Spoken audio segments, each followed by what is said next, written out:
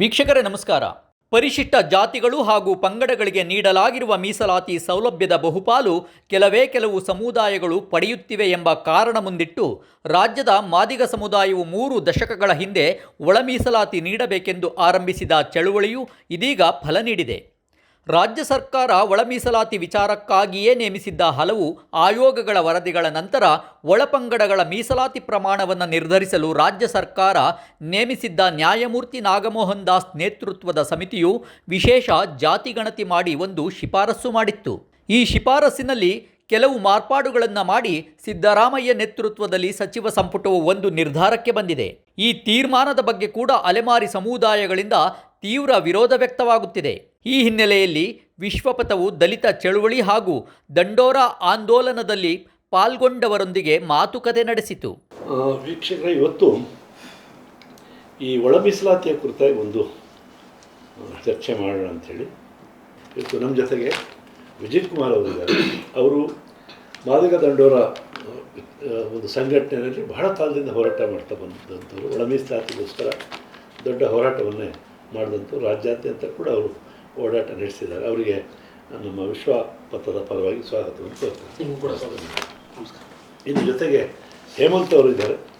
ಅವರು DCC ಬ್ಯಾಂಕಿನ ಒಬ್ಬ ವ್ಯವಸ್ಥಾಪಕರಾಗಿ ಕೆಲಸ ಮಾಡಿ ಮತ್ತು ನಿವೃತ್ತರಾದಂಥವರು. ಬಹಳ ಕಾಲದಿಂದ ಅವರು ಸುಮಾರು 4 ದಶಕಗಳ ಹಿಂದಿನಿಂದ ದಲಿತ ಚಳುವಳಿ ಆರಂಭ ಆದದಿಂದ ಅದನ್ನು ಭಾಳ ಬೆಂಬಲಿಗರಾಗಿ ಪೋಷಕರಾಗಿ ಕೆಲಸ ಮಾಡ್ತಾ ಬಂದಂಥವರು. ಅವರಿಗೂ ಕೂಡ ನಾನು ಸ್ವಾಗತವನ್ನು ಕೋರ್ತೀನಿ. ಇನ್ನು ರವೀಶ್ ಅವರು ಬೇಲೂರು ತಾಲೂಕಿನ ಬಸವಾಪುರದವರ, ಹಗರೆ ಸಮೀಪದ ಬಸವಾಪುರ. ಅವರು ನಮ್ಮ ಹಾಸನದ ವೈದ್ಯಕೀಯ ಮಹಾವಿದ್ಯಾಲಯ ಇದೆ, ಅದರ ಆಡಳಿತ ಪರಿಷತ್ತಿನ ಸದಸ್ಯರಾಗಿದ್ದಾರೆ. ಅವರಿಗೂ ಕೂಡ ನಾನು ಸ್ವಾಗತವನ್ನು ಕೋರ್ತೇನೆ. ಇನ್ನು HK ಸಂದೇಶ್ ಅವರು ಸಾಕಷ್ಟು ಪರಿಚಿತ ಮುಖ. ಅವರು ಹಾಸನ ಜಿಲ್ಲೆಯ ಅನೇಕ ಜನಪರ ಚಳವಳಿಗಳು, ಅವರು ಮೂಲತಃ ದಲಿತ ಚಳವಳಿಯಲ್ಲಿ ಬೆಳೆದು ಚಂದ್ರಪ್ರಸಾದ್ ತ್ಯಾಗಿಯವರ ಕಾಲದಿಂದ ಕೂಡ ಅವರು ಬಹಳ ಸಕ್ರಿಯವಾದಂಥ ಹೋರಾಟಗಾರರು. ಈಗ ಕೂಡ ಅನೇಕ ಜನಪರ ಚಳವಳಿಗಳ ಜೊತೆ ಗುರುತಿಸ್ಕೊಂಡು ಕೆಲಸ ಮಾಡ್ತಾ ಬಂದಿದ್ದಾರೆ. ಸಂದೇಶ್ ಅವರು ಕೂಡ ನಾನು ಸ್ವಾಗತವನ್ನು ಕೋರ್ತೇನೆ. ಈಗ ನಾನು ಮೊದಲಿಗೆ ನಮ್ಮ ವಿಜಯ್ ಕುಮಾರ್ ಅವ್ರ ಹತ್ರ ಈ ಒಳ ಮೀಸಲಾತಿ ಸಂಬಂಧಪಟ್ಟಂಥ ಹೋರಾಟ ಏನು ಬೆಳೆದು ಬಂತು ಮತ್ತು ಇತ್ತೀಚಿನಾದಂಥ ಬೆಳವಣಿಗೆಗಳ ಬಗ್ಗೆ ಒಂದಷ್ಟು ಸಂಕ್ಷಿಪ್ತವಾದಂಥ ಪರಿಚಯ ಮಾಡಬೇಕು ಅಂತೇಳಿ ವಿನಂತಿ ಮಾಡ್ತಾರೆ. ವಿಶ್ವಪಥ ವಾಹಿನಿಯ ಎಲ್ಲ ವೀಕ್ಷಕರಿಗೆ ಮತ್ತು ಅದರ ಸಂಪಾದಕರಿಗೆ ನಾನು ಅಭಿನಂದನೆಗಳನ್ನು ಸಲ್ಲಿಸ್ತೇನೆ. ಸುಮಾರು ಆಂಧ್ರದಲ್ಲಿ 26,000 ಮಾದಿಗ ಮತ್ತು ಮಾದಿಗ ಸಂಬಂಧಿತ ಜಾತಿಗಳಿಗೆ 26,000 ಉದ್ಯೋಗಗಳು ಲಭ್ಯ ಆಗ್ಬಿಡ್ತವೆ ಸರ್ಕಾರದಲ್ಲಿ. ಜನ ಒಮ್ಮೆಲೆ ಉತ್ಸಾಹಭರಿತರಾಗಿ ಇನ್ನೂ ಕೂಡ ಹೆಚ್ಚು ಸಂಘಟಿತರಾಗ್ತಾರೆ. ಸುಮಾರು BBC ನ್ಯೂಸಲ್ಲಿ ಬರೀತಾರೆ, ಈ ಒಂದೇ ಜಾತಿಯ ಜನಸಂಖ್ಯೆಯನ್ನು 20 ಲಕ್ಷ ಜನಸಂಖ್ಯೆಯನ್ನು ಸೇರಿಸಿ ಅವರ ಮಂದಾಕೃಷ್ಣ ನಾಯಕತ್ವದಲ್ಲಿ ಮಾದಿಗ ಸಮುದಾಯ ಒಂದು ಹೋರಾಟವನ್ನು ಮಾಡುತ್ತೆ. ಅದು ವರ್ಲ್ಡಲ್ಲಿ ಅದು ಹಿಸ್ಟ್ರಿ. ತದನಂತರ ಆ ಒಳಮೀಸಲು ಮಾಡಿದ್ದನ್ನು ಪ್ರಶ್ನೆ ಮಾಡಿ ಇದು ಪಾರ್ಲಿಮೆಂಟ್ನಲ್ಲಿ ಅಮಾಂಡ್ಮೆಂಟ್ ಆಗಬೇಕು, ಆ ಕಾರಣಕ್ಕೋಸ್ಕರ ಒಳಮೀಸಲಾತಿಯನ್ನು ಜಾರಿ ಮಾಡ್ತಕ್ಕಂಥದ್ದು ಅಸಿಂಧು ಅಂತ ಹೇಳಿ ಅದನ್ನು ಒಳಮೀಸಲಾತಿಯನ್ನು ತಡೆ ಹಿಡಿತಾರೆ. ತದನಂತರ ಅಲ್ಲಿಂದ ಕರ್ನಾಟಕಕ್ಕೆ ಆ ಒಳಮೀಸಲು ಪ್ರಕ್ರಿಯೆ ಪ್ರಾರಂಭಗೊಳ್ಳುತ್ತೆ. 1995ರಲ್ಲಿ ಬೆಂಗಳೂರಿನಲ್ಲಿ ಶಿವಾಜಿ ನಗರದಲ್ಲಿ ಸುಮಾರು 25,000 ಜನ ಸೇರಿ ಅಲ್ಲಿ ಮಂದಾಕೃಷ್ಣ ಮಾದಿಗರವರ ನೇತೃತ್ವದ ಒಂದು ಹೋರಾಟ ನಡೀತದೆ. ಅಲ್ಲಿಂದ ತದನಂತರವಾಗಿ ಹಾಸನಕ್ಕೂ ಕೂಡ 1999ರಲ್ಲಿ ಮಾದಿಗ ದಂಡೋರರಿಗೆ ಪ್ರವೇಶ ಮಾಡುತ್ತೆ. ನಮಗೂ ಕೂಡ ಅಲ್ಲಿವರೆಗೂ ಕೂಡ ನಾಯಕತ್ವ ಆಗಲಿ ಮತ್ತು ಬಾಬಾ ಸಾಹೇಬ್ರ ವಿಚಾರಧಾರೆಗಳಲ್ಲಿ ನಮಗೇನು ಕೂಡ ಗೊತ್ತಿರಲಿಲ್ಲ. ತದನಂತರ ಅದರ ವಿಚಾರವನ್ನು ತಿಳ್ಕೊಂಡ ನಂತರ ಜಾತಿ ಜನಸಂಖ್ಯೆಗಣವಾಗಿ ಮೀಸಲಾತಿ ಹಂಚಿಕೆ ಆಗಬೇಕಂಥದ್ದು ಬಾಬಾ ಸಾಹೇಬ್ರ ಸಂವಿಧಾನ ಹೇಳಿರ್ತಕ್ಕಂಥದ್ದು. ಹೌದು, ಹಂಗಿದ್ರೆ ನಮ್ಗೆ ಇಷ್ಟೊಂದು ಅನ್ಯಾಯ ಆಗಿದೆಯಾ ಏನು ಅಂತ ಪರಿಶೀಲನೆ ಮಾಡಿದಾಗ ಹೌದು ಅನ್ಯಾಯ ಆಗಿದೆ. ಪರಿಶಿಷ್ಟ ಜಾತಿಯ ಒಳ ಮೀಸಲಾತಿಯಲ್ಲಿ ಹಂಚಿಕೆ ಆಗಿದೆ. ಮೀಸಲಾತಿನಲ್ಲಿ ಹಂಚಿಕೆಯಾದಂಥ ಜನ ಒಳ ಮೀಸಲಾತಿಗೆ ಹೋರಾಟ ಮಾಡೋದು ಸರಿ ಇದೆ ಅನ್ನೋ ಕಾರಣಕ್ಕೋಸ್ಕರ ನಾವು ಹೋರಾಟವನ್ನು ಪ್ರಾರಂಭ ಮಾಡ್ತೀವಿ. ಒಂದು ಸಮುದಾಯವನ್ನು ಅದರ ಹೋರಾಟವನ್ನು ಹತ್ತಿಕ್ಕತಕ್ಕಂಥ ಬಂದದಲ್ಲ, ಅದು ಮಾತ್ರ ಭಾಳ ಖಂಡನೀಯ. 35 ವರ್ಷಗಳಲ್ಲಿ ಹಲವಾರು ಜನರು ಸತ್ತೇ ಹೋಗಿದ್ದಾರೆ. ಹುಬ್ಳಿನಲ್ಲಿ 7 ಜನ, ಆಂಧ್ರದಲ್ಲಿ ಮಾದಿಗರ ನಡುವೆ ಹೊಡೆದಾಟನೇ ಆಗೋಯ್ತು, ಅಲ್ಲಿ ಮರಣ ಹೊಂದಿದ್ರು. ಇಷ್ಟೆಲ್ಲದರ ನಡುವೆ ಇವತ್ತು ಡಾಕ್ಟರ್ ನಾಗಮೋಹನ್ ದಾಸ್ ಆಯೋಗ ಈಗಾಗಲೇ ಸರ್ಕಾರಕ್ಕೆ ಒಂದು ದತ್ತಾಂಶವನ್ನು ಹೊಸದಾಗಿ ಒಂದು ದತ್ತಾಂಶವನ್ನು ಕೊಟ್ಟಿದೆ. ಈ ದತ್ತಾಂಶದ ಹಿನ್ನೆಲೆಯಲ್ಲಿ ಈಗಾಗಲೇ ಒಳ ಮೀಸಲಾತಿ ವರ್ಗೀಕರಣವನ್ನು ಜಾರಿ ಮಾಡ್ತಕ್ಕಂಥ ಮೊನ್ನೆ 20ನೇ ತಾರೀಕು 20/8/2020 ಸಿದ್ದರಾಮಯ್ಯನವರ ಸರ್ಕಾರ ಸದನದಲ್ಲಿ ಘೋಷಣೆ ಮಾಡಿದ್ದಾರೆ. ಹಾಗಾಗಿ ನಿಜವಾಗ್ಲೂ ಭಾರತಕ್ಕೆ 1947 ಸ್ವಾತಂತ್ರ್ಯ ಬಂದರೆ ಈ ರಾಜ್ಯದಲ್ಲಿ ಮಾದಿಗರಿಗೆ 20/8/2025 ನಿಜವಾದ ಸ್ವಾತಂತ್ರ್ಯ ಅನೌನ್ಸ್ ಆಗಿದೆ. ಒಂದಷ್ಟು ಪರಿಪೂರ್ಣ ಅಲ್ಲದೇ ಇರ್ಬೋದು, ಒಂದಷ್ಟು ಗೊಂದಲ ಗೂಡಾಗಿರ್ಬೋದು, ನಿಜವಾದ ಸ್ವಾತಂತ್ರ್ಯ ಸಿಕ್ಕಿದೆ ಅನ್ನೋ ಕಾರಣಕ್ಕೋಸ್ಕರ ಅಲ್ಪ ಮಟ್ಟದ ಹರ್ಷವನ್ನು ವ್ಯಕ್ತಪಡಿಸ್ತೀವಿ ಸರ್. ಸಂದೇಶ್ ಅವರೇ, ಹಾಸನ ಜಿಲ್ಲೆ ಮಟ್ಟಿಗಂತೂ ಇಲ್ಲಿ ಈ ಒಳಗ ಏನು ಬಲಗೈ ಎಡಗೈ ಅನ್ನೋ ಥರ ಭಿನ್ನ ಭೇದ ಇಲ್ಲದೇ ಎಲ್ಲರೂ ಕೂಡ ಎಲ್ಲರೂ ಕೂಡ ಈ ಒಂದು ಮೊದಲಿಂದ ಕೂಡ ಬೆಂಬಲಿಸ್ತಾ ಬಂದು ಒಳ ಮೀಸಲಾತಿಯ ಹೋರಾಟವನ್ನು. ಈ ಒಂದು ಅಂತಿಮವಾದಂಥ ಒಂದು ತೀರ್ಮಾನದ ಬಗ್ಗೆ ಏನು ಹೇಳ್ತೀರಿ? ಈ ನಾಡಿನ 1.25 ಕೋಟಿ ದಲಿತರು, ದುರ್ಬಲ ವರ್ಗದವರು, ಮಾದಿಗರು ಮತ್ತು ರೈಟ್ ಕಮ್ಯುನಿಟಿ ಪರವಾಗಿ ನಾನು ಸಿದ್ದರಾಮಣ್ಣವರಿಗೆ ಮತ್ತು ಅವ್ರ ಸರ್ಕಾರಕ್ಕೆ ನಾನು ಅತ್ಯಂತ ಅಭಿನಂದನೆ ಸಲ್ಲಿಸ್ತೇನೆ. ಅದು ಹೆಚ್ಚು ಕಡಿಮೆ ಆಗಿರ್ಬೋದು, ಅದು ಬೇರೆ ವಿಚಾರ. ಆದರೆ ಒಂದು ನನಗೆ ಅವರ ಜೊತೆಯಲ್ಲಿ ಈಗ ಅದನ್ನು ನಾಗಮೋಹನ್ ದಾಸ್ ಅವರು 5 ಸಬ್ ಕಾನ್ಸ್ಟಲ್ ಮಾಡಿದ್ದಾರೆ, 5 ಗುಂಪುಗಳು ಮಾಡಿದ್ದಾರೆ. 5 ಗುಂಪಿನಲ್ಲಿ ಮೊದಲನೇ ಗುಂಪಿಗೆ ಸುಮಾರು 90-59 ಜಾತಿಗಳು, ಯಾರು ಟ್ರೈಬಲ್ಸು, ಸೂಕ್ಷ್ಮ ಜಾತಿಗಳು, ಅವು ಹಾಸನಕ್ಕೆ ಬಂದಿಲ್ಲ ಅಂತ ಕಾಣುತ್ತೇನೋ, ಅಥವಾ ಬೆಂಗಳೂರನ್ನೇ ನೋಡಿಲ್ಲ ವಿಧಾನಸೌಧನ, ಅಂಥ ಒಂದು ಸಂದರ್ಭದಲ್ಲಿ ಆ ಸೂಕ್ಷ್ಮ ಜಾತಿಗಳಿದ್ದಾವೆ. ಅವು ಸಿಳ್ಳೆಕ್ಯಾತೆ ಇರ್ಬೋದು, ಬುಡುಬುಡಿಕೆ ಇರ್ಬೋದು, ಆಮೇಲೆ ಅಕ್ಕಿ ಸಮುದಾಯ ಇರ್ಬೋದು, ಆಮೇಲೆ ಇದರಲ್ಲಿ ವಾಸ ಮಾಡೋ ಅಂಥ ಜಾವಗಲ್ ಹೋಬಳಿಯಲ್ಲಿ ವಾಸ ಮಾಡೋ ಅಂಥ ಸುಡ್ಗಾಡು ಸಿದ್ರ ಸಮುದಾಯ ಇರ್ಬೋದು.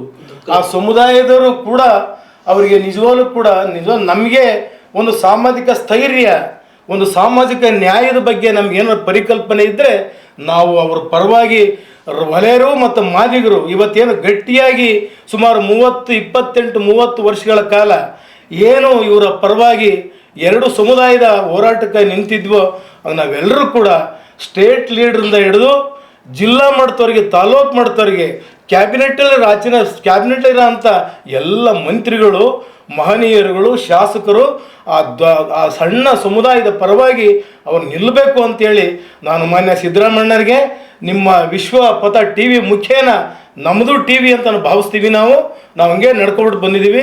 ದಯಮಾಡಿ ಇದನ್ನು ಮಾನ್ಯ ಮುಖ್ಯಮಂತ್ರಿಗಳು, ಲೆಫ್ಟ್ ಟು ರೈಟ್ ಸಚಿವರು, MLAಗಳು, ರಾಜ್ಯಸಭಾ ಮೆಂಬರ್ಗಳು ಎಲ್ಲರೂ ಕೂಡ ಸಿದ್ದರಾಮಣ್ಣನ ಅವರಿಗೆ ನ್ಯಾಯವನ್ನು ಅವರಿಗೆ ಒಂದು ತುಂಬಬೇಕು. ಅವರ ತಲೆಗೆ ಹೋಗಿ ಅದನ್ನು ಯಾವುದೇ ಕಾರಣಕ್ಕಾಗಿ ಅದನ್ನು ಮಿಸ್ ಮಾಡಬಾರ್ದು. ಅವ್ರನ್ನ ಇವ್ರಿಗೆ ಕೊರಮರು, ಲಂಬಾಣಿ ಅಂತ ಬಲಾಢ್ಯ ಸಮುದಾಯದ ಮಧ್ಯೆ ಅವ್ರನ್ನ ತೂಗ ಹಾಕಿದಿರಲ್ಲ, ಎಷ್ಟು ಮಟ್ಟಿಗೆ ಸರಿ ಅನ್ನೋದು ಭಾಳ ಆತ್ಮೀಯ ಪ್ರಶ್ನೆ. ಇದು ಸಾಮಾಜಿಕ ನ್ಯಾಯದ ಪರಿಕಲ್ಪನೆ ಪ್ರಶ್ನೆ. ಇದು ಸುಮ್ಮನೆ ತಮಾಷೆ ವಿಚಾರ ಅಲ್ಲ. ಹಂಗಾಗಿ ಅವ್ರನ್ನ ಸೇರಿಸ್ಬೇಕು, ಅವ್ರನ್ನ ಸಪ್ರೇಟ್ ಮಾಡಿ ಅವ್ರಿಗೆ ಏನು ಕೊಟ್ಟಂಥ ನಾಗಮೋಹನ್ ದಾಸ್ ಸಾಹೇಬರು ಜಸ್ಟಿಸ್ ಅವರು ಏನು ಕೊಟ್ಟಿದ್ದಾರೆ ಆ ಪರ್ಸೆಂಟೇಜ್ ಅವ್ರ ಪರ ಕೊಡಬೇಕು ಅಂತೇಳಿ ನಾನು ವಿಶ್ವಪಥ ಟಿ ವಿ ಮುಖ್ಯ ನಾನು ಒತ್ತಾಯವನ್ನು ಮಾಡ್ತೇನೆ.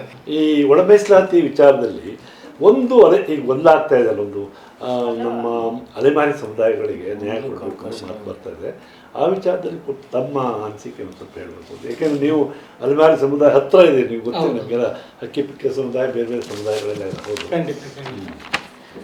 ಮೊದಲಿಗೆ ವಿಶ್ವಪಥ ಟಿ ವಿ ಹಾಗೂ ಸಂಪಾದಕರಿಗೆ ಸ್ವಾಗತವನ್ನು ಬಯಸ್ತಾ, ಸುದೀರ್ಘವಾಗಿ 30-35 ವರ್ಷಗಳಿಂದ ಹೋರಾಟಗಾರರು, ದಂಡೋರ ಸಂಘಟನೆ, ಈ ರಾಜ್ಯದ ದಲಿತ ಸಂಘಟನೆಗಳು, ಪ್ರಗತಿಪರ ಸಂಘಟನೆಗಳು, ಮಾನವೀಯ ಮನಸ್ಸುಳ್ಳಂಥವರು ನಿರಂತರವಾಗಿ ಹೋರಾಟ ಮಾಡ್ಕೊಂಬಂದರು. ಸ್ಪರ್ಶ ಜಾತಿಗಳೊಂದಿಗೆ ಅಸ್ಪೃಶ್ಯ ಜಾತಿಗಳನ್ನ ಸೇರಿಸಿರ್ತಕ್ಕಂಥದ್ದು ದೊಡ್ಡ ಮೀನುಗಳ ಒಂದು ಇರ್ತಕ್ಕಂಥ ಬಾವಿಗೆ ಸಣ್ಣ ಮೀನುಗಳು ಸೇರಿಸ್ದಂಗಾಗಿದೆ. ಇವತ್ತು ಏನು ಅಸ್ಪೃಶ್ಯ ಜಾತಿಗಳಿದೆ ಅವಕ್ಕೆ ಸಾಮಾಜಿಕ ನ್ಯಾಯ ಸಿಗ್ತಿಲ್ಲ, ಸವಲತ್ತುಗಳು ಸಿಗ್ತಿಲ್ಲ, ಉದ್ಯೋಗ ಸಿಗ್ತಿಲ್ಲ, ತುಂಬ ಹೀನಾಯ ಸ್ಥಿತಿಯಲ್ಲಿ ಜೀವನ ಮಾಡ್ತಾ ಇದ್ರಿ ಸಮುದಾಯಗಳು ಅಂತ ಹೇಳಿ ಮಾನವೀಯ ಮನಸ್ಸುಳ್ಳಂಥವರು, ದಂಡೋರ ಸಂಘಟನೆ, ದಲಿತ ಪರ ಸಂಘಟನೆಗಳು ಹೋರಾಟ ಮಾಡ್ಕೊಂಡ್ಬಂದು ಆ ಹೋರಾಟದ ಫಲವಾಗಿ ಕಾಂತರಾಜ ಆಯೋಗ ಬಂತು, ಸದಾಶಿವ ಆಯೋಗ ರಚನೆ ಆಯಿತು, ಕೊನೆಯದಾಗಿ ನಾಗಮೋಹನ್ ದಾಸ್ ಅವರ ಆಯೋಗ ರಚನೆ ಆಯಿತು. ಈ ಆಯೋಗಗಳು ರಚನೆ ಆದವು ಈ ನಮ್ಮ ಸಿದ್ದರಾಮಯ್ಯನವರ ಸರ್ಕಾರ. ಅದರಲ್ಲೂ ನಾಗಮೋಹನ್ ದಾಸ್ ಅವರ ಆಯೋಗ ರಚನೆ ಮಾಡಿ ಸಾಮಾಜಿಕ ನ್ಯಾಯದ ಪರವಾಗಿರ್ತಕ್ಕಂಥ ಸರ್ಕಾರ ಯಾವ್ದಾರು ಇದ್ರೆ ಅದು ನಮ್ಮ ಸಿದ್ದರಾಮಯ್ಯನವರ ಸರ್ಕಾರ. ಯಾಕಪ್ಪ ಇದು ಹೇಳ್ತೀನಿ ಅಂದರೆ 101 ಜಾತಿಗಳ ಪರಿಶಿಷ್ಟ ಜಾತಿಲಿರ್ತಕ್ಕಂಥ 101 ಉಪಜಾತಿಗಳನ್ನ ಸಮೀಕ್ಷೆ ಮಾಡಿಸಿ 1,05,00,000 ಜನರನ್ನು ಸಮೀಕ್ಷೆಗೆ ಒಳಪಡಿಸಿ ಆ 3 ವರ್ಗಗಳಾಗಿ ಮಾಡಿ, ಮೊದಲಿಗೆ ಎಡಗೈ ಸಮುದಾಯಕ್ಕೆ 6, ಬಲಗೈ ಸಮುದಾಯಕ್ಕೆ 6, ಮೂರನೇ ಸ್ಪರ್ಶ ಜಾತಿಗಳು ಪ್ಲಸ್ ಅಲೆಮಾರಿಗಳು. ನಿಜವಾಗ್ಲೂ ಕೂಡ ಇವತ್ತು ಎಲ್ಲ ಮಾಡಿದ್ರು ಅವ್ರ ಸರ್ಕಾರಕ್ಕೆ ಅಭಿನಂದನೆ ಸಲ್ಲಿಸ್ತೀನಿ ಈ ಸಂದರ್ಭದಲ್ಲಿ. ನಿಜವಾಗ್ಲೂ ಕೂಡ ಸುಮಾರು 30 ವರ್ಷಗಳ ಹೋರಾಟ ಇದು, 30-35 ವರ್ಷಗಳ ಹೋರಾಟ. ಸಾಮಾಜಿಕ ನ್ಯಾಯ ಕೊಡೋ ನಿಟ್ಟಿನಲ್ಲಿ ಒಂದು ನೀವು ಒಳ ಮೀಸಲಾತಿ ಜಾರಿಗೆ ತರ್ತಿರ್ತಕ್ಕಂಥದ್ದು ಸ್ವಾಗತ ಮಾಡ್ತೀನಿ. ಅದ್ರ ಜೊತೆಗೆ ಅಲೆಮಾರಿಗಳು, ಪಾಪ ಅಲೆಮಾರಿಗಳ ಸ್ಥಿತಿಗತಿಗಳ ಹತ್ತಿರದಿಂದ ನಾನು ಕೂಡ ಬಲ್ಲೆ. ಅವರು ಒಂದು ಸ್ಥಳದಿಂದ ಇನ್ನೊಂದು ಸ್ಥಳಕ್ಕೆ ಹೋಗಿ ಗುಡಿಸಲುಗಳು ಜೋಪಡಿಗಳಕ್ಕೆ ಜೀವನ ಮಾಡ್ತಕ್ಕಂಥ ಒಂದು ಸಮುದಾಯ. ಅವರು ಭಿಕ್ಷೆ ಬಿಡ್ತಕ್ಕಂಥದ್ದು, ಮತ್ತೆ ಸಣ್ಣ ಪುಟ್ಟ ವ್ಯಾಪಾರ ಮಾಡ್ಕೊಂಡು, ಕೂದಲು ವ್ಯಾಪಾರ ಇರ್ಬೋದು ಅಥವಾ ಸಣ್ಣ ಪುಟ್ಟ ವ್ಯಾಪಾರ ಅಥವಾ ಬೇರೆ ಬೇರೆ ವೇಷಭೂಷಣಗಳನ್ನ ಹಾಕೊಂಡು ಪಾಪ ಸಾರ್ವಜನಿಕರಿಗೆ ಮನೋರಂಜನೆ ಕೊಟ್ಕೊಂಡು ಜೀವನ ಮಾಡ್ತಕ್ಕಂಥ ಒಂದು ಸಣ್ಣ ಸಮುದಾಯಗಳು ಅವು. 49 ಏನು ಸಮುದಾಯಗಳಿದ್ದು ಸಣ್ಣ ಸಣ್ಣ ಸಮುದಾಯಗಳು ಪಾಪ. ಅವು ಇನ್ನೂ ಕೂಡ ಆರ್ಥಿಕವಾಗಿ ಆಗಲಿ, ಸಾಮಾಜಿಕವಾಗಿ ಆಗಲಿ, ಶೈಕ್ಷಣಿಕವಾಗಿ ಉದ್ಯೋಗದಲ್ಲಿ ಮೇಲ್ಸ್ತರಕ್ಕೆ ಬಂದಿಲ್ಲ, ಶಿಕ್ಷಣ ಕೂಡ ಪಡೆದಿಲ್ಲ, ತುಂಬ ಕಷ್ಟದಲ್ಲಿರ್ತಕ್ಕಂಥ ಸಮುದಾಯಗಳು. ಅವರಿಗೆ ನ್ಯಾಯ ಕೊಡಬೇಕಾಗಿತ್ತು.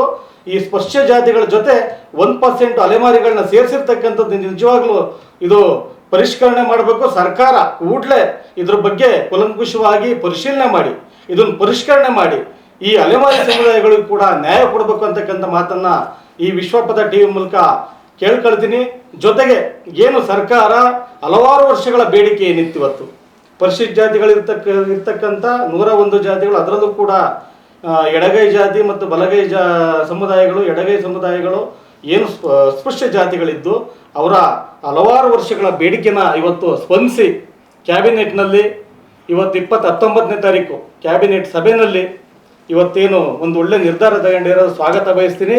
ಸನ್ಮಾನ್ಯ ಸಿದ್ದರಾಮಯ್ಯನವರಿಗೆ, ಉಪಮುಖ್ಯಮಂತ್ರಿಗಳಾಗಿರ್ತಕ್ಕಂಥ DK ಶಿವಕುಮಾರ್ ಸಾಹೇಬರಿಗೆ, KH ಮುನಿಯಪ್ಪ ಸಾಹೇಬರಿಗೆ, ಮಾದೇವಪ್ಪ ಸಾಹೇಬರಿಗೆ, ಅದರಲ್ಲಾಗಿ ಪ್ರಮುಖವಾಗಿ ಮಲ್ಲಿಕಾರ್ಜುನ್ ಖರ್ಗೆ ಸಾಹೇಬರಿಗೆ ತಮ್ಮ ಮೂಲಕ ಧನ್ಯವಾದಗಳನ್ನ ತಿಳಿಸ್ತಾ ಇದ್ದೀನಿ.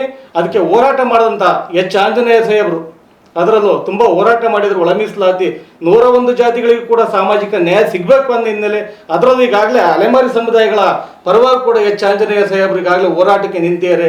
ಈ ಏನು ದಲಿತ ದಮನಿತರಿದ್ರು, ದಲಿತ ಸಂಘಟನೆಗಳಿದ್ದು, ಮಾದಿಗ ದಂಡೋರ ಸಂಘಟನೆ ಇತ್ತು, ಎಲ್ಲ ಸಂಘಟನೆಗಳು ಕೂಡ ಇವತ್ತು ಪ್ರಗತಿಪರರು ಎಲ್ಲ ಅಲೆಮಾರಿ ಸಮುದಾಯಗಳ ಪರವಾಗಿ ಧ್ವನಿ ಎತ್ತುತ್ತಾ ಇದ್ದಾರೆ. ಅಲೆಮಾರಿ ಸಮುದಾಯಗಳಿಗೂ ಕೂಡ ನ್ಯಾಯ ಸಿಗೋ ನಿಟ್ಟಿನಲ್ಲಿ ನಾವು ಕೂಡ ಹೋರಾಟಕ್ಕೆ ಮುಂದಾಗ್ತೀವಿ ಅಂತ ಈ ಸಂದರ್ಭದಲ್ಲಿ ಹೇಳ್ತಾ ನನ್ನ 2 ಅಭಿಪ್ರಾಯಗಳನ್ನ ವ್ಯಕ್ತಪಡಿಸ್ತಾ ಇದ್ದೀನಿ. ಹೇಮಂತವರು, ನೀವು ಕೂಡ ಭಾಳ ಕಾಲದಿಂದ ಈ ಚಳುವಳಿಗಳಲ್ಲಿ, ದಲಿತ ಚಳುವಳಿಗಳ ಬಂದಂಥವರು, ತಮ್ಮ ಅನಿಸಿಕೆ? ನನಗೆ ಜಾತಿ ಗೀತಿ ಅನ್ನೋದೇ ದಲಿತರ ಸಂಘರ್ಷ ಸಮಿತಿ ಅಂತ ನಮಗೆ ಹುಟ್ಟಾಕ್ತಾರೆ. ತ್ಯಾಗಿ ಬಂದರು, ಆಗ ಅವ್ರ ಜೊತೆಗೂಡಿ ನಾವು ಎಲ್ಲ ಹಣ ತನು ಮನ ಎಲ್ಲನೂ ದಾನ ಮಾಡಿದ್ವಿ ಈ ಜಾತಿ. ಆಮೇಲೆ ಕೊನೆಗೆ ದಂಡೋರ ಅಂತ ಒಂದು ಇದು ಹುಟ್ಕೊಂತಲ್ಲ, ಆವಾಗ ನನಗೆ ಬೇಜಾರ. ಈ ಜಾತಿಯು ಇದು ಅದು ಅಂತ ಇದು ಮಾಡೋಕ್ಕೆ ನನಗೆ ಒಂಥರ ಹಿಂಸೆ ಆಗೋದು. ಆದ್ರೂ ಇಲ್ಲಿ ಎಡಗೈ ಸಮುದಾಯದವರು ಭಾರಿ ನೊಂದು ಬೆಂದೋಗಿದ್ದಾರೆ. ಏನು ಗೊತ್ತಾ, ಇದಕ್ಕೂ ಈ ಅನ್ಯಾಯ ಆಗಿದೋಸ್ಕರನೇ ಹೋರಾಟಕ್ಕೆ ಇದಾಯಿತು. ಮಂದಕೃಷ್ಣ ಮಾದಿಗ ಇವರೆಲ್ಲ, ನಮ್ಮ ಶಂಕರರಾಜು, ನಮ್ಮ ವಿಜಯ್ ಇವರೆಲ್ಲ ಭಾರಿ ಹೋರಾಟ ಮಾಡಿದರು. ಮನೆ ಮಠ ಎಲ್ಲ ತೊರೆದಿದ್ದು ಮಾಡಿದ್ದಾರೆ. ಯಾಕೆ ಗೊತ್ತಾ, ಈ ವ್ಯವಸ್ಥೆ ನೋಡಿ. ನೀವು ನೂತನವಾಗಿ ಮನೆ ನಿರ್ಮಾಣ ಮಾಡುತ್ತಿದ್ದೀರಾ? ಹಾಗಾದರೆ ಚಿಂತೆ ಬೇಡ. ನಿಮಗಾಗಿಯೇ ನಿರ್ಮಾಣವಾಗಿದೆ ಶ್ರೀ ಗಣೇಶ ಎಂಟರ್ಪ್ರೈಸಸ್. ಇಲ್ಲಿ ನಿಮಗೆ ಎಲ್ಲಾ ತರಹದ ಗ್ರಾನೈಟ್ಸ್ ಕಲ್ಲು, ಟೈಲ್ಸ್ಗಳು ದೊರೆಯುತ್ತದೆ. ಹಿಂದೆ ಭೇಟಿ ಕೊಡಿ ಶ್ರೀ ಗಣೇಶ ಎಂಟರ್ಪ್ರೈಸಸ್. ವಿಳಾಸ ಫ್ಲಾಟ್ ನಂಬರ್ 370, ಇಂಡಸ್ಟ್ರಿಯಲ್ ಏರಿಯಾ, ಎಚ್.ಎನ್. ಪುರ ರಸ್ತೆ, ಹಾಸನ. ಸಂಪರ್ಕಿಸಬೇಕಾದ ಸಂಖ್ಯೆ 9663800638. ನಾವು ವಿಶೇಷವಾಗಿ ರಾಜ್ಯದಲ್ಲಿ ಏನೇನು ನಡೆದಿದೆಯೋ ಒಂದಷ್ಟು ಆ ಕಡೆ ಇರಲಿ. ಹಾಸನ ಜಿಲ್ಲೆಯ ಇತಿಹಾಸದಲ್ಲಿ ಒಳ ಮೀಸಲಾತಿ ವರ್ಗೀಕರಣವನ್ನು ನಾವು ಪ್ರಾರಂಭ ಮಾಡಿದಂಥ ದಂಡೋರವನ್ನು ಕಟ್ಟಿದ ನಂತರ ಪ್ರಾಮಾಣಿಕವಾಗಿ ಮಾದಿಗ ದಂಡೋರ ಜಿಂದಾಬಾದ್ ಅಂತಂತ ಹೇಳಿದಂಥ ಮೊದಲನೇ ವ್ಯಕ್ತಿನೇ H.K. ಸಂದೇಶ್, ನಂತರ ಕೃಷ್ಣದಾಸ್, ನಂತರ ಕಲಿವೀರ್, ನಂತರ ಸೋಮಶೇಖರ್. ಇನ್ನು ಕೆಲವಾರು ಗೆಳೆಯರು ಇತ್ತೀಚೆಗೆ ನಮ್ಮ ಜೊತೆಯೆಲ್ಲ ಸೇರ್ಕೊಂಡು ಬಲಗೈ ಬಲಗೈ ಸಮುದಾಯ ದಂಡೋರಕ್ಕೆ ಪ್ರಾಮಾಣಿಕವಾಗಿ ಬೆಂಬಲಿಸಿದರೆ ಅದಕ್ಕೆ ಕೃತಜ್ಞತೆಯನ್ನು ಸಲ್ಲಿಸ್ತೇನೆ. ಕಲ್ವೀರ್ ಅಂತ ಮಾತ್ರ ಮುಂದುವರೆದು ಸರ್ ಒಂದು ನಿಮಿಷ ಮುಂದುವರೆದು ನಮ್ಮ ಗುರುಗಳು ಹಿರಿಯರು ಮಾರ್ಗದರ್ಶಕಂತ ಸಂದೇಶ್ ಅವರು ಒಂದು ವಿಚಾರವನ್ನು ಪ್ರಸ್ತಾಪ ಮಾಡಿದರು. ಮಾದಿಗರು ಕರೆಕ್ಟಾಗಿ ಜನಗಣತಿಯಲ್ಲಿ ಅವರವ್ರ ಹೆಸರನ್ನು ಬರೆಸಿದ್ರು, ಆ ಕಾರಣಕ್ಕೋಸ್ಕರ ಅವ್ರ ಸಂಖ್ಯೆ ಜಾಸ್ತಿ ಆಯಿತು ಅಂತ. ನಾನು ಅದನ್ನು ಒಪ್ಕೊಳ್ಳಲ್ಲ. ಯಾವ ಕಾರಣಕ್ಕೆ ಒಪ್ಕೊಳ್ಳಲ್ಲ ಅಂತಂದರೆ, ಈ 1900 LG ಹಾವನೂರು ಆಯೋಗದ ವರದಿಯನ್ನು ಮಾಡೋ ಹಾವನೂರೇನು ನಮ್ಮ ಜಾತಿಯವರಲ್ಲ. ಅವತ್ತು ಎಡಬಲದ ಪ್ರಶ್ನೆನೇ ಇರಲಿಲ್ಲ. ಅವತ್ತು ಕೂಡ ಮಾದಿಗರು 57 ಮಾದಿಗರು ಅಂತ ಒಂದು ರಿಪೋರ್ಟ್ ಇದೆ, 26 ಸಮಥಿಂಗು ವಲಯ ಮತ್ತು ವಲಯ ಸಂಬಂಧಿತ ಜಾತಿಗಳಂತ ರಿಪೋರ್ಟ್ ಇದೆ. ಅವತ್ತು ಯಾರ್ದು ಒತ್ತಡ ಇರಲಿಲ್ಲ. ಅವತ್ತು ಕೂಡ ಮಾದಿಗರ ಸಂಖ್ಯೆ ಜಾಸ್ತಿನೇ ಇದೆ. ಎರಡನೇದಾಗಿ ನೀವು H ಹನುಮಂತಪ್ಪರು ಬಂದರು ಆಯೋಗಕ್ಕೆ, ಸದಾಶಿವ ಅವರು ಬಂದರು. ಸದಾಶಿವ ರಿಪೋರ್ಟ್ನಲ್ಲೂ ಕೂಡ ಮಾದಿಗರ ಸಂಖ್ಯೆ ಜಾಸ್ತಿ ಇದೆ ಅಂತ ಹೇಳಿದ್ದಾರೆ. ಅವತ್ತೇನು ಯಾರೂ ಪ್ರಭಾವ ಬೀರಕ್ಕೆ ಹೋಗಿರಲಿಲ್ಲ. ತದನಂತರ ಆ ರಿಪೋರ್ಟ್ನು ಕೂಡ ಒಪ್ಕೊಂಡಿಲ್ಲ. ಈಗ ಇರ್ತಕ್ಕಂಥದ್ದು ನಾಗಮೋಹನ್ ದಾಸ್ ಆಯೋಗ. ನಾಗಮೋಹನ್ ದಾಸ್ ಆಯೋಗದಲ್ಲಿ ಕೂಡ ಸಂಖ್ಯೆ ಜಾಸ್ತಿ ಇದೆ ಅಂತ. ಈ ವಿಚಾರದಲ್ಲಿ ಯಾರೂ ಪ್ರಚಾರ ಮಾಡಿಲ್ಲ, ಯಾರೂ ಬರ್ಸಿಲ್ಲ ಅಂತಕ್ಕಂಥದ್ದನ್ನು ನಾನು ಒಪ್ಕೊಳ್ಳೋಕ್ಕೆ ಸಾಧ್ಯ ಇಲ್ಲ. ಯಾಕೆ ಅಂತಂದರೆ, ಈಗ ಗುರುಗಳಂತ ಸಂದೇಶಣ್ಣವರು ಹೇಳಿದರು, ಮಾದೇವಪ್ಪನವರೇ ನನಗೆ ಫೋನ್ ಮಾಡಿ ಒಂದಷ್ಟು ಹಳ್ಳಿ ಕಡೆ ಹೋಗಿ ಅಂತ. ಹಿಂಗಾಗಿ ಅವರವ್ರ ಸಮುದಾಯದವರು ಎಲ್ಲ ಕಡೆ ಅವರವ್ರ ಪ್ರಭಾವವನ್ನು ಬೀರಿದ್ದಾರೆ, ಅವರವರ ವಿಚಾರವನ್ನು ಹೇಳಿದ್ದಾರೆ, ಪತ್ರಿಕಾಗೋಷ್ಠಿ ಮಾಡಿದ್ದಾರೆ, ಜಾಗೃತಿ ಮೂಡಿಸೋದಕ್ಕೆ ಎಲ್ಲರೂ ಕೂಡ ಕೆಲಸ ಮಾಡಿದ್ದಾರೆ. ಆದರೆ ಒಂದು ಕೊರತೆ ಏನಿದೆ ಅಂತಂದ್ರೆ, ಮಾದಿಗ ಸಂಬಂಧಿತ ಜಾತಿಗಳಲ್ಲೂ ಕೂಡ ಒಂದು 25% ಬರ್ತಿರೋಕ್ಕೆ ಕಾರಣ ಇದೆ. ಯಾಕೆ ಅಂತಂದ್ರೆ, ನಮ್ಮಲ್ಲಿ ವಿದ್ಯೆ ಇಲ್ಲ, ಉದ್ಯೋಗ ಇಲ್ಲ, ಸಾಮರಸ್ಯ ಇಲ್ಲ, ಬದುಕಿಲ್ಲ, ಸಂಪನ್ಮೂಲ ಇಲ್ಲ. ಹಂಗಾಗಿ ಅವ್ರಿಗೆ ಬರ್ಸಲಿಕ್ಕೆ ಒಂದು ಬೆಂಗಳೂರಿನಲ್ಲಿ 10 ಲಕ್ಷ ಜನ ಬರ್ಸಿಲ್ಲ. 10 ಲಕ್ಷ ಜನ ಬರ್ಸಿದ ಕನಿಷ್ಠ ಪಕ್ಷ ಒಂದು 8 ಲಕ್ಷ ಜನ ಮಾದಿಗ ಜನಸಂಖ್ಯೆ ಜಾಸ್ತಿ ಆಯಿತು. 1.5% ಜಾಸ್ತಿ ಬರ್ತಾ ಇತ್ತು. ಅಲ್ಲೂ ಕೂಡ ಅಪೂರ್ಣ ಆಗಿದೆ, ಆಗಿಲ್ಲ. ಅಲ್ಲಿ ಬೆಂಗಳೂರಲ್ಲಿ ಇರ್ತಕ್ಕಂಥ ಯಾರು ಬರ್ಸಿಲ್ಲ, ಜಾತಿ ಅಪಮಾನಕ್ಕೋಸ್ಕರ ಹಂಚಿಕೊಂಡು ಬರ್ತಿಲ್ಲ. ನೀವು ಬೇರೆ ಎಲ್ಲ ಬೇಡ, ನಾನು ಹಾಸನ ಜಿಲ್ಲೆ ಹೊಳೆನರಸೀಪುರ ತಾಲೂಕು ಹಳ್ಳಿ ಮೈಸೂರು ಹೋಬಳಿ ಸೋಮನಹಳ್ಳಿ ಕೊಪ್ಪಳಿಗೆ ಹೋಗ್ತೀನಿ. ಅಲ್ಲಿ ಹೋಗಿ ಆದಿ ಕರ್ನಾಟಕ ಅಂತ ಇರ್ತಕ್ಕಂಥ ಪೂರ್ತಿ ಮಾದಿಗರು ಆದಿ ಕರ್ನಾಟಕ ಅಂತ ಬರ್ರಿ ಅಂತ ಟೀಚರ್ ಡಿಮ್ಯಾಂಡ್ ಮಾಡಿದ್ದಾರೆ. DC ಕಂಪ್ಲೇಂಟ್ ಮಾಡಿಬಿಟ್ಟು ವೆಲ್ಫೇರ್ DD ಕರ್ಸ್ಕೊಂಡು ನಾನಲ್ಲಿ ಕುತ್ಕೊಂಡು ಅದನ್ನು ಗಣತಿ ಮಾಡಿಸ್ತೀನಿ ಅನಿವಾರ್ಯವಾಗಿ. ಇಲ್ಲಿ ವೇದಾವತಿ ಅಂತ ವೇದಾವತಿ ನಾನು ಗಣತಿ ಮಾಡ್ಸಕ್ಕೆ ಹೋದಾಗ ಅಲ್ಲೂ ಕೂಡ ನಾವು ಬರೆಯಲ್ಲ ರೀ, ಆದಿ ಕರ್ನಾಟಕ ಅಂತ ಬರಿತೀವಿ ಅಂತ ಬರಿತಾ ಇದ್ದಾರೆ. ಅಲ್ಲಿ ಗಲಾಟೆ ಮಾಡಿ ಮತ್ತೆ ಅಲ್ಲಿಗೆ ವೀಕ್ಷಕರನ್ನ ಕರೆಸಿ ತಿದ್ದುಪಡಿ ಮಾಡ್ತೀವಿ. ಅಂದರೆ ನಾವು ಹಳ್ಳಿಗೆ ಹೋದಾಗ ಎಲ್ಲ ಹಳ್ಳಿನೂ ಕಂಪ್ಲೀಟ್ ಮಾಡೋಕ್ಕಾಗಿಲ್ಲ. ಜೊತೆಗೆ ಒಂದಹಳ್ಳಿನಲ್ಲಿ ನಾಗರಹಳ್ಳಿ ಅಂತ ನಮ್ಮಲ್ಲಿ ಗಲಾಟೆ ಬೀಳ್ತಾರೆ, ನಾವ್ಯಾಕೆ ಬರ್ಸ್ಬೇಕು ಮಾದಿಗ ಅಂತ ನಾವು ಬರ್ಸಕ್ಲ ಆದಿ ಕರ್ನಾಟಕ ಅಂತ ಬರ್ತೀವಿ ಅಂತ ಹೇಳ್ತಾರೆ. ನಮ್ಮವರೇ, ಬೇರೆಯವರಲ್ಲ. ಅಂದರೆ ಸಮಾಜಕ್ಕೆ ಇನ್ನೂ ಕೂಡ ಪ್ರಜ್ಞೆ ಬಂದಿಲ್ಲ. ಆ ಕಾರಣಕ್ಕೋಸ್ಕರ ಸಂಖ್ಯೆಯಲ್ಲಿ ಒಂದಷ್ಟು ಮಾದಿಗ ಸಮುದಾಯ ಹೆಚ್ಚಿರ್ಬೋದು, ಆ ಕಾರಣಕ್ಕೋಸ್ಕರ. ಬಟ್ ನಮಗೇನು ಅಂತಂದರೆ, ಬಹಳ ಮುಖ್ಯವಾಗಿ ನಿಮ್ಗೆ ಹೇಳ್ತಕ್ಕಂಥದ್ದು, ಒಳ ಮೀಸಲಾತಿ ಜಾರಿ ಆಗಲೇಬೇಕು. ಬಾಬಾ ಸಾಹೇಬ್ ಕನಸು, ಸಂವಿಧಾನದ ಆಶಯ ಈಡೇರಬೇಕು ಅಂತ ಅಂದರೆ, ನೀವು ಬರೀ ಹಾಸನ ಜಿಲ್ಲೆ ಒಂದು ಉದಾಹರಣೆ ಕೊಡ್ತೀನಿ. ನೀವು ದಂಡೋರ ಉಟ್ಕೊಳ್ಳೋಕ್ಕಿಂತ ಮುಂಚೆ ಈ ಜಿಲ್ಲೆ ಒಳಗಡೆ ಒಬ್ಬ ತಾಲೂಕ್ ಪಂಚಾಯತಿ ಮೆಂಬರ್ ಇಲ್ಲ, ತಾಲೂಕ್ ಪಂಚಾಯತಿ ಅಧ್ಯಕ್ಷ ಇಲ್ಲ, ನಗರಸಭೆ ಅಧ್ಯಕ್ಷ ಇಲ್ಲ, ಜಿಲ್ಲಾ ಪಂಚಾಯತ್ ಮೆಂಬರ್ ಇಲ್ಲ, ಜಿಲ್ಲಾ ಪಂಚಾಯತಿ ಅಧ್ಯಕ್ಷ ಇಲ್ಲ. ಅಸೆಂಬ್ಲಿನಲ್ಲಿ 2 ಅಸೆಂಬ್ಲಿ ಇದೆ, ಬೇಲೂರು ಮತ್ತು ಸಕಲೇಶ್ಪುರ. ಅಸೆಂಬ್ಲಿಯಲ್ಲಿ ಇಲ್ಲಿವರೆಗೂ ಕೂಡ ಮಾದಿಗರು ನೀನು ಯಾವ ಊರು ದಾಸಯ್ಯ ಅಂತ ಕೇಳ್ತಕ್ಕಂಥ ರಾಜಕೀಯ ಪಕ್ಷಗಳಿಲ್ಲ. ಎಲ್ಲಿಗೆ ಹೋಗ್ಬೇಕು? ಹಂಗಾರೆ ಅಂಬೇಡ್ಕರ್ ಆಶಯ ಎಲ್ಲಿ ಹೋಯ್ತು ಅಂಬೇಡ್ಕರ್ ಆಶಯ? ಅಂಬೇಡ್ಕರ್ ಆಶಯದ ಬಗ್ಗೆ ಧ್ವನಿ ಎತ್ತಬೇಕಾದಂಥ ಏನು ದಲಿತ ಚಳವಳಿ ನಾಯಕರು ರಾಜ್ಯ ಮಟ್ಟದಲ್ಲಿ ಧ್ವನಿ ಎತ್ತಬೇಕಾಯಿತು. 35 ವರ್ಷಗಳ ಕಾಲ ಈ ಸಮಾಜವನ್ನು ಬಿಡಬಾರ್ದಾಗಿತ್ತು. ಬಿಟ್ಟಿದ್ದೇ ಮಹಾ ದುರಂತ. ಅವ್ರು ಅವತ್ತೇ ಎಚ್ಚೆತ್ಕೊಂಡು ಸಾಮರಸ್ಯವನ್ನು ಮೂಡಿಸಿದರೆ ಇವತ್ತು ನಿಜವಾಗ್ಲೂ ಕೂಡ ಸಾಮರಸ್ಯ ಹೊಡೆದೋಗಿದೆ. ಯಾವತ್ತಿಂದ ಹೊಡೆದೋಗಿದೆ? ಜಸ್ಟ್ 15 ದಿವಸದಲ್ಲಿ ಜ್ಞಾನ ಪ್ರಕಾಶ್ ಸ್ವಾಮೀಜಿಯವರು ಏನು ಅದನ್ನು ಸುಡ್ತಕ್ಕಂಥ ಪ್ರಮೇಯ ಬೇಕಾಗಿರಲಿಲ್ಲ. ಅವರು ಮಠಮಾನ್ಯದವ್ರನ್ನೇ ಕರ್ಕೊಂಡು ಮಾದಾರ್ ಚೆನ್ನಯ್ಯ, ಷಡಕ್ಷರಿ, ಜ್ಞಾನ ಪ್ರಕಾಶ್ ಸ್ವಾಮೀಜಿಯವರು ಒಂದು ಕಡೆ ಕೂತ್ಕೊಂಡು ಹಿಂಗಾಗಬೇಕು ಅಂತೇಳಿ ಅವರೇ ಒಂದು ಪತ್ರಿಕಾಗೋಷ್ಠಿ ಮಾಡಿದ್ರೆ ಮುಖ್ಯ ಮಾಡ್ಬೋದಿತ್ತು. ಆದರೆ ಈಗಾಗಲೇ ಒಂದಷ್ಟು ವರ್ಗ ಸಂಘರ್ಷ ಅನ್ನೋ ರೀತಿಗೆ ತಂದುಬಿಟ್ಟಿದ್ರೆ, ನಾನು ನಿಮ್ಮ ವಾಹಿನಿಯ ಮುಖೇನ ಮನವಿ ಮಾಡ್ತೀನಿ. ಮಾನ್ಯ ಜ್ಞಾನ ಪ್ರಕಾಶ್ ಸ್ವಾಮೀಜಿಯವರೇ, ಈಗಾಗಲೇ ದೇವನೂರು ಮಹಾದೇವರು ಭಾಳ ಅವ್ರು ಇಲ್ಲಿವರೆಗೂ ಧ್ವನಿ ಎತ್ತಿರಲಿಲ್ಲ, ಮೊನ್ನೆ ಧ್ವನಿ ಎತ್ತಿದ್ದಾರೆ. ಕೋಟ್ಕನಹಳ್ಳಿ ರಾಮಯ್ಯನವ್ರು ಧ್ವನಿ ಎತ್ತಿದ್ದಾರೆ, ವೆಂಕಟೇಶ್ ಅವ್ರು ಮಾತಾಡಿದ್ದಾರೆ. ದಯಮಾಡಿ ಅವ್ರಿಗೆಲ್ಲ ದೇವನೂರು ಮಹಾದೇವು ಈ ನಾಡು ಕಂಡಂಥ ಬಹಳ ದೊಡ್ಡ ನಾಯಕರು. ಅವ್ರಿಗೆ ಎಲ್ಲ ವರ್ಗ ಎಲ್ಲ ಜಾತಿಯ ಅವರ ಮಾತಿಗೆ ಬೆಲೆ ಕೊಡ್ತಾರೆ. ಅವರ ನೇತೃತ್ವದಲ್ಲಿ ಒಂದು ಸಾಮರಸ್ಯದ ಸಭೆ ಆಗಲಿ, 2 ಸಮುದಾಯದ ಒಂದು ಸಾಮರಸ್ಯದ ಸಭೆ ಆಗಲಿ. ಜೊತೆಗೆ ಮಾನ್ಯ ಮುಖ್ಯಮಂತ್ರಿಗಳಿಗೆ ವಿಶೇಷವಾಗಿ ಯಾಕೆ ಅಭಿನಂದನೆ ಸಲ್ಲಿಸ್ತೀವಿ ಅಂತಂದರೆ, ಅವರು ಒಂದು ಪರಿಶಿಷ್ಟ ಜಾತಿಗಳ ಶಾಶ್ವತ ಒಂದು ಆಯೋಗವನ್ನು ರಚನೆ ಮಾಡಿದರೆ, ಕಾಲಕ್ಕೆ ಅದು ಪರಿಷ್ಕರಣೆ ಆಗಬೇಕು ಅಂತ ಹೇಳಿದ್ದಾರೆ. ಆ ಟೈಮ್ನಲ್ಲಿ ಒಂದಷ್ಟು ಗೊಂದಲಗಳಿದ್ರೆ, ಒಂದಷ್ಟು ಹೆಚ್ಚು ಕಡಿಮೆ ಇದೆ, ಅದು ಪರಿಷ್ಕರಣೆ ಆಗುತ್ತೆ. ಈಗ ಒಂದು ಏನು ತಪ್ಪಾಗಿದೆ ಸರ್, ಇದು ತಪ್ಪೇ. ಒಂದು ತಪ್ಪು ಏನು ಅಂತಂದ್ರೆ, ಆ ಆನೆ ಹಿಂಡೋಳಿಕೆ ಆಡ್ಮರಿ ತಗೊಂಡೋಗ್ಬಿಟ್ರೆ ಆಡ್ಮರಿ ಉಳ್ಕತ್ತವ. ಹಂಗ ತಗೊಂಡೋಗಿ ನೀವು ಅಲೆಮಾರಿಗಳು ಮತ್ತೆ ಅರೆ ಅಲೆಮಾರಿಗಳನ್ನ ನೀವು ಬೋವಿ ಲಂಬಾಣಿ ಕೊರ್ಚಾ ಕೊರ್ಮನ್ ಜೊತೆ ಸೇರಿಸಿದ್ರೆ ಅವ್ರು ಎಲ್ಲಿಗೆ ಹೋಗ್ಬೇಕು? ಅವ್ರ ಬಗ್ಗೆ ಧ್ವನಿ ಎತ್ತಕ್ಕೆ ನಾವೇ ಮೊಟ್ಟೆ ಒಂದಾಗಿ ಹೋರಾಟ ಪ್ರಾರಂಭ ಮಾಡಿದೀವಿ. ಅವ್ರಿಗೆ ನ್ಯಾಯವನ್ನು ಕೊಡಿಸ್ಬೇಕು. ಮಾನ್ಯ ಸರ್ಕಾರ ಏನಾರ ಗೌರವ ಇದ್ರೆ, ಸಾಮಾಜಿಕ ನ್ಯಾಯದ ಬಗ್ಗೆ ಬದ್ಧತೆ ಇಟ್ಕೊಂಡು ಮಾಡ್ತಕ್ಕಂಥ ಮುಖ್ಯಮಂತ್ರಿ ಇದಾರಲ್ಲ, ಹೆಂಗಾದ್ರೂ ಅವ್ರ ಮನಸ್ಸು ಬಂತು ಒಪ್ಕೊಳ್ಲಿಕ್ಕೆ, ಅದನ್ನಲ್ಲಿ ಸೇರ್ಲಿಕ್ಕೆ ಹೆಂಗ್ ಬಂತು ಅವ್ರ ಮನಸ್ಸು? ಹೆಂಗ್ ಒಪ್ಕೊಳಕ್ಕಾಗುತ್ತೆ? ವಿಜಯ್ ಕುಮಾರ್, ನಾವು ನಮ್ಮ ಇನ್ನೊಂದು ಗೊಂದಲ ಇದೆ ಸರ್, ಗೊಂದಲ ಹೇಳ್ಬಿಡ್ತೀನಿ. ಮೊನ್ನೆ ಸಂದೇಶ್ ಅಣ್ಣವ್ರು ಮಾತಾಡಿದ ಬಗ್ಗೆ ಒಂದಷ್ಟು ಗೊಂದಲ ಇದೆ. ಎಲ್ಲಿ ತಗೊಂಡೋಗ್ಬಿಟ್ಟು ನೀವು ಮಾದಿಗ ಸಂಬಂಧಿತ ಜಾತಿಗಳಿಗೆ ಮುಂಡಾಳ್ರು, ಚೆನ್ನಯ್ಯ, ಕೆಲವೊಂದು ಜಾತಿಗಳನ್ನ ಸೇರಿಸಿದ್ದಾರೆ. ಆ ಕಾರಣಕ್ಕೋಸ್ಕರ ಧ್ವನಿ ಎತ್ತಿದ್ರು. ಆ ಧ್ವನಿ ಎತ್ತಿದ್ರು ಸುಟ್ಟಾಕ ಆ ಕಾರಣ ಧ್ವನಿ ಎತ್ತಿದ್ರು. ನಾನು ಮನವಿ ಮಾಡೋದು ಆಯೋಗ ಮತ್ತು ಸರ್ಕಾರಕ್ಕೆ, ವಲಯ ಸಂಬಂಧಿತ ಜಾತಿಗಳನ್ನ ಅದೇ ಗುಂಪಿನಲ್ಲಿಡಿ, ಮಾದಿಗ ಮತ್ತು ಮಾದಿಗ ಸಂಬಂಧಿತ ಜಾತಿಗಳನ್ನ ಅದೇ ಗುಂಪಿನಲ್ಲಿಡಿ. ಈಗ ಏನು ಪ್ರವರ್ಗ ಸಿನಲ್ಲಿ ಇಟ್ಟಿದಾರಲ್ಲ, ಸಿನಲ್ಲಿ ವಲಯ ಸಂಬಂಧಿತ ಜಾತಿಗಳು ಮತ್ತು ಮಾದಿಗ ಸಂಬಂಧಿತ ಜಾತಿಗಳು ಎರಡೂ ಇದ್ದಾವೆ. ಅಲ್ಲಿ ಆ ಗುಂಪಿಗೆ ಸೇರಿಸಿರ್ತಕ್ಕಂಥದ್ದೇ ಸರಿಯಲ್ಲ. ದಯಮಾಡಿ 1% ಇದೆಯಲ್ಲ, ಅವ್ರನ್ನ ಸಪ್ರೇಟ್, ಅವ್ರನ್ನ ವರ್ಗೀಕರಿಸಿ ಡಿ ಮಾಡಿ, ಪರವಾಗಿಲ್ಲ. ಅವ್ರ ಜೊತೆ ಫೈಟ್ ಮಾಡ್ಲಿಕ್ಕೆ ಸಾಧ್ಯನೇ ಇಲ್ಲ. ನಮಗೆ ಇಲ್ಲಿ ಸಾಧ್ಯ ಇಲ್ಲ. ಒಂದು JP ಮೆಂಬರ್ ಸಿಕ್ಕರೆ ಮತ್ತೆ ಅವ್ರಿಗೆ ಹೆಂಗೆ ಸಾಧ್ಯತೆ ಆಗುತ್ತೆ? ನಮ್ಗಾರು ಒಬ್ಬ ನಾಯಕ, ಒಬ್ಬ KH ಮುನಿಯಪ್ಪನ ಅಂತ ನಾಯಕ ಇದ್ದಾನೆ, ನಮಗೆ ಆಂಜನೇಯನ ಅಂತ ನಾಯಕ ಇದ್ದಾನೆ, ಪರಮೇಶ್ವರನ್ ಅಂತ ನಾಯಕರಿದ್ದಾರೆ. ಅವ್ರಿಗೆ ಧ್ವನಿ ಯಾರು? ಅವ್ರಿಗೆ ಧ್ವನಿ ಕೊಡೋರು ಯಾರು? ಧ್ವನಿಯ ನೀವು ವಾಹಿನಿಯವ್ರು ಕೊಡ್ಬೇಕು, ಪತ್ರಕರ್ತರು ಕೊಡ್ಬೇಕು, ಹೋರಾಟಗಾರರು ಕೊಡ್ಬೇಕು, ಅಂಕಣಗಾರರು ಕೊಡ್ಬೇಕು. ದಯಮಾಡಿ ಅದನ್ನ ಮಾಡಿ ಅಂತ ಮನವಿ ಮಾಡಿದ್ವಿ. ಕೊಲಂಬಗಳಿದಾರಲ್ಲ, ಅದ್ರಲ್ಲಿ 5% ಸೇರಿಸಿದ್ರಲ್ಲ. ಈಗಾಗಲೇ ಇಷ್ಟರಲ್ಲಿ 14 ಫೆಬ್ರವರಿ 2020ರಲ್ಲಿ ಈಗಾಗಲೇ ಸುಪ್ರೀಂ ಕೋರ್ಟು ರಾಜ್ಯ ಸರ್ಕಾರಕ್ಕೆ ಒಂದು ನೋಟಿಸ್ ಜಾರಿ ಮಾಡಿದೆ. ಮುಖ್ಯ ಕಾರ್ಯದರ್ಶಿ ಏನಂತ, ಕೊಲಂಬೋಗಳನ್ನ ಪರಿಶಿಷ್ಟ ಜಾತಿಯಿಂದ ತೆಗೆಯೋದ್ರ ಬಗ್ಗೆ ಸರ್ಕಾರ ನೀವು ಶಿಫಾರಸು ಮಾಡಬೇಕು ಅಂತ ಹೇಳ್ಬಿಟ್ಟು ಕೊಟ್ಟಿದೆ. ಯಾಕೆಂತಂದರೆ ಇವರು ಯಾವುದೇ ಸಾಮಾಜಿಕ ಬಹಿಷ್ಕಾರಕ್ಕೊಳಗಾಗಿಲ್ಲ.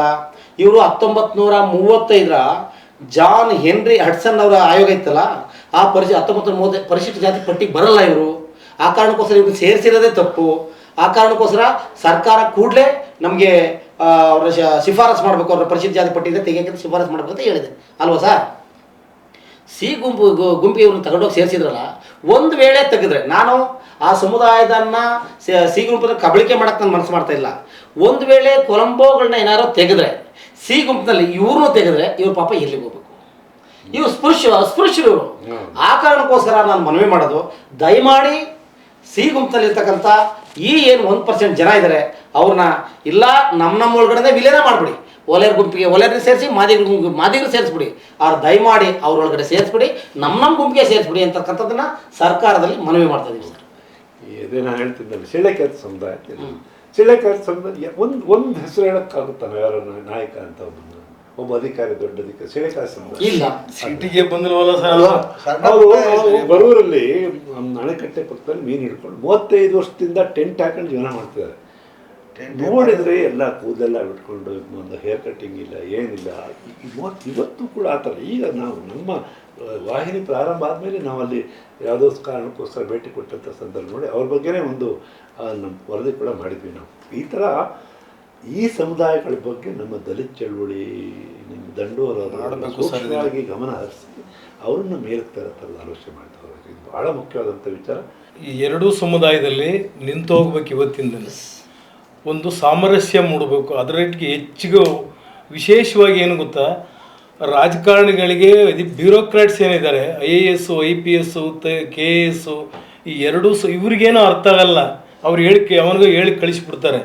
ಇಲ್ಲಿ ಬಾಟಮಲ್ಲಿ ಕೆಲಸ ಮಾಡ್ತೀವಲ್ಲ ನಾವು, ಜನರ ಮಧ್ಯೆ ದಿನನಿತ್ಯ ಹೋರಾಟ ಮಾಡ್ತೀವಲ್ಲ, ಇಲ್ಲಿ ಸಮಸ್ಯೆ ಆಗ್ತಾಯಿದೆ. ಹಂಗಾಗಿ ನೀವು ರಾಜಕಾರಣಿಗಳು, ನೀವು ಕೂಡ ಮಠಾಧಿಪತಿಗಳು, ಎಲ್ಲ ಸಮುದಾಯದವರು ಕೂಡ ಒಂದು ಕಾಲನ್ನು ದಯಮಾಡಿ ಕೊಡ್ಬೇಕು. ದಯಮಾಡಿ ಇದಕ್ಕೆ ವಾಹಿನಿ ಮುಖೇನ ನಿಮ್ಗೆ ಏನೇನು ಸಾಧ್ಯ ಆಗುತ್ತೋ, ಪತ್ರಿಕಾ ಮಾಧ್ಯಮದ ಮುಖೇನೋ, ಪ್ರೆಸ್ ಕಾನ್ಫರೆನ್ಸ್ ಮಾಡ್ತಿರೋ, ಅಥವಾ ಮಾಧ್ಯಮದಲ್ಲಿ ನೇರ ಸಂದರ್ಶನಕ್ಕೆ ಹೋಗ್ತಿರೋ, ನೀವೆಲ್ಲರೂ ಕೂಡ ಎರಡು ಸಮುದಾಯದಲ್ಲೂ ಕೂಡ ಅಣ್ಣ ತಮ್ಮಂದಿರಂತೆ ಬದುಕಬೇಕು ಅಂತೇಳಿ ಒಂದು ಒತ್ತಾಯವನ್ನು ಮಾಡಬೇಕು. ನಮ್ಮದು ಕೂಡ ಒತ್ತಾಯ. ಮತ್ತು ಒಂದು ಮುಂದೆ ಮಾನ್ಯ ಸರ್ಕಾರದವ್ರು ಏನು ತೀರ್ಮಾನ ತಗೊಂಡಿದ್ದನ್ನ ಎಕ್ಸಿಕ್ಯೂಟ್ ಮಾಡಬೇಕು ತುರ್ತಾಗಿ ಅಂತ. ಈಗಾಗಲೇ ಅನೇಕ ರಿಕ್ರೂಟ್ಮೆಂಟ್ ನಿಂತೋಗಿದ್ದಾವೆ. ಈಗಾಗಲೇ ದೇವನೂರು ಮಾದೇವರು ಭಾಳ ಸ್ಪಷ್ಟವಾಗಿ ಅದನ್ನು ಹೇಳಿದ್ದಾರೆ. ಎಲ್ಲ ರಿಕ್ರೂಟ್ಮೆಂಟ್ಸ್ಗಳು ನಿಂತೋಗಿದ್ದಾವೆ. ಹಂಗಾಗಿ ಎಲ್ಲ ವಯಸ್ಸಾಗ್ತಾ ಇದೆ, ವಯಸ್ಸು ಮೀರ್ತಾ ಇದೆ. ಅದು ಯಾವುದೇ ಜಾತಿ ಇರಲಿ ಅವರಿಗೆ ಲಾಭ ನಷ್ಟನೇ ಜಾಸ್ತಿ ಆಗುತ್ತೆ. ಹಂಗಾಗಿ ರಿಕ್ರೂಟ್ಮೆಂಟ್ಸ್ಗೆ ಅವಕಾಶ ಮಾಡಿಕೊಡ್ಬೇಕು. ಮತ್ತು ಸಮುದಾಯನ ಎಲ್ಲ ಒಟ್ಟಿಗೆ ನಾನು ಕಳಕಳಿ ಮನವಿ ಮಾಡೋಣ ಅಂತ ಹೇಳಿದ್ರೆ, ಇವತ್ತು ಹಾಸನದಂಥ ಒಂದು ದೊಡ್ಡ ರಾಜಕಾರಣದ ಭೂಮಿಯಿಂದ ಈ ನೆಲದಿಂದ ಮಾತಾಡೋದೇನೆಂದರೆ ಒಲೆಯರು ಮತ್ತು ಮಾದಿಗ ಸಮುದಾಯ ಪ್ರೀತಿಯಿಂದ ವಿಶ್ವಾಸ ಇರಬೇಕು ಅಂತ ಕಳಕಳಿ ಮನವಿ ಮಾಡ್ತೇನೆ. ಮತ್ತು ಭಾಳ ಸಂತೋಷ ಆಗಿದೆ. ಇವತ್ತು ಏನೋ ಭಾಳ ಸುದೀರ್ಘವಾದಂಥ ಹೋರಾಟಕ್ಕೆ ಒಂದು ತಾರ್ಕಿಕವಾದಂಥ ಅಂತ್ಯ ಬರುವಂಥ ಒಂದು ಹಂತಕ್ಕೆ ಬಂದು ತಲುಪಿದೆ. ಅದರಲ್ಲಿ ಆಗುವಂಥ ಸಣ್ಣ ಪುಟ್ಟ ದೋಷಗಳನ್ನು ಕೂಡ ನಿವಾರಣೆ ಮಾಡ್ಕೊಂಡು ಹೋಗುವ ಒಂದು ದೊಡ್ಡ ಮನಸ್ಸನ್ನು ಈಗ ವಿಜಯಕುಮಾರ್ ಅವರು ಬೇಕಿದ್ದರೆ ಮಾದಿಗ ಸಮುದಾಯಕ್ಕೆ ಒಂದು 10% ಕಡಿಮೆ ಆದರೂ ಪರವಾಗಿಲ್ಲ ಅಲೆಮಾರಿ ಸಮುದಾಯಕ್ಕೆ ನ್ಯಾಯ ಕೊಡಬೇಕು ಅಂತ ಒಂದು ಹೇಳಿದ್ದಾರೆ. ಭಾಳ ದೊಡ್ಡ ಮಾತಿದು. ನಾನು ಕೂಡ ಅದೇ ರೀತಿಯಲ್ಲಿ ಆಲೋಚನೆ ಮಾಡ್ತಿದ್ದಂಥವನು. ಒಟ್ಟಾರೆ ಈ ಒಟ್ಟಿಗೆ ತಗೊಂಡು ಹೋಗೋದು. ಯಾಕೆಂದರೆ ಸಾವಿರಾರು ವರ್ಷಗಳಿಂದ ನಿರ್ಲಕ್ಷ್ಯಕ್ಕೀಡಾಗಿ ತುಂಬ ಅಪಮಾನಗಳನ್ನು ಅನುಭವಿಸಿ ಆರ್ಥಿಕವಾಗಿ, ಸಾಮಾಜಿಕವಾಗಿ, ರಾಜಕೀಯವಾಗಿ ಎಲ್ಲ ಕೂಡ ಭಾಳ ಹಿಂದುಳಿದಂಥ ಸಮುದಾಯಗಳಿಗೆ ಮೀಸಲಾತಿಯ ನಂತರದಲ್ಲಿ ಒಂದು ದೊಡ್ಡ ಚಲನೆ ಉಂಟಾಗಿತ್ತು. ಅದಾದಮೇಲೆ ಈಗ ಮತ್ತೆ ಒಳ ಮೀಸಲಾತಿಯ ಪ್ರಶ್ನೆ ಮುಖಾಂತರ ಮತ್ತೊಂದು ಜಾಗೃತಿ ಉಂಟಾಗುವಂಥ ಒಂದು ಕೆಲಸ ಆಗಿದೆ. ಇದನ್ನು ಅಂತಿಮ ಮಾತ್ರ ಒಂದು ಒಟ್ಟಿಗೆ ತಗೊಂಡು ಹೋಗುವಂಥ ಅದು ಭಾಳ ಮುಖ್ಯವಾದಂಥದ್ದು. ನಾವೆಲ್ಲ ಜಾತಿ ರಹಿತವಾದಂಥ ಒಂದು ಸಮಾಜದ ಬಗ್ಗೆ ಆಲೋಚನೆ ಮಾಡೋದಂಥ. ಆದರೆ ಇತ್ತೀಚೆಗೆ ಅದು ಜಾತಿ ಗಟ್ಟಿಯಾಗೋ ಥರದ್ದು ಆಗ್ತಾಯಿದೆ. ಈ ಪ್ರಜ್ಞೆ ಇಟ್ಕೋಬೇಕಾಗುತ್ತೆ. ನಾವೇನು ದಲಿತ ಚಳವಳಿ ಬಂದಂಥವರೆಲ್ಲರೂ ಕೂಡ ಎಲ್ಲ ಸಮುದಾಯಗಳಲ್ಲಿರುವಂಥ ಶೋಷಿತರನ್ನು ಒಟ್ಟಿಗೆ ತಗೊಂಡು ಹೋಗುವಂಥ ಒಂದು ಉದಾತ್ತವಾದಂಥ ಆಶಯ ಹೊರಟಂಥ ಚಳವಳಿ ಅದು. ಆ ಆಶಯಕ್ಕೆ ಧಕ್ಕೆ ಆಗೋದ ರೀತಿಯಲ್ಲಿ ನಾವು ನಡ್ಕೋಬೇಕು ಅಂತೇಳಿ ತಿಳಿಸ್ತಾ, ಇವತ್ತು ತಾವೆಲ್ಲ ಇಲ್ಲಿ ಈ ಒಂದು ಚರ್ಚೆಗೆ ಬಂದು ಭಾಗವಹಿಸಿದ್ದಕ್ಕಾಗಿ ವಿಶ್ವವಾಹಿನಿ ಪರವಾಗಿ ತಮ್ಮೆಲ್ಲರೂ ಕೂಡ ಧನ್ಯವಾದಗಳು. ನೀವು ನೂತನವಾಗಿ ಮನೆ ನಿರ್ಮಾಣ ಮಾಡುತ್ತಿದ್ದೀರಾ? ಹಾಗಾದರೆ ಚಿಂತೆ ಬೇಡ. ನಿಮಗಾಗಿಯೇ ನಿರ್ಮಾಣವಾಗಿದೆ ಶ್ರೀ ಗಣೇಶ ಎಂಟರ್ಪ್ರೈಸಸ್. ಇಲ್ಲಿ ನಿಮಗೆ ಎಲ್ಲಾ ತರಹದ ಗ್ರಾನೈಟ್ಸ್ ಕಲ್ಲು, ಟೈಲ್ಸ್ಗಳು ದೊರೆಯುತ್ತದೆ. ಹಿಂದೆ ಭೇಟಿ ಕೊಡಿ ಶ್ರೀ ಗಣೇಶ ಎಂಟರ್ಪ್ರೈಸಸ್. ವಿಳಾಸ ಫ್ಲಾಟ್ ನಂಬರ್ 370, ಇಂಡಸ್ಟ್ರಿಯಲ್ ಏರಿಯಾ, ಎಚ್.ಎನ್. ಪುರ ರಸ್ತೆ, ಹಾಸನ. ಸಂಪರ್ಕಿಸಬೇಕಾದ ಸಂಖ್ಯೆ 9663800638.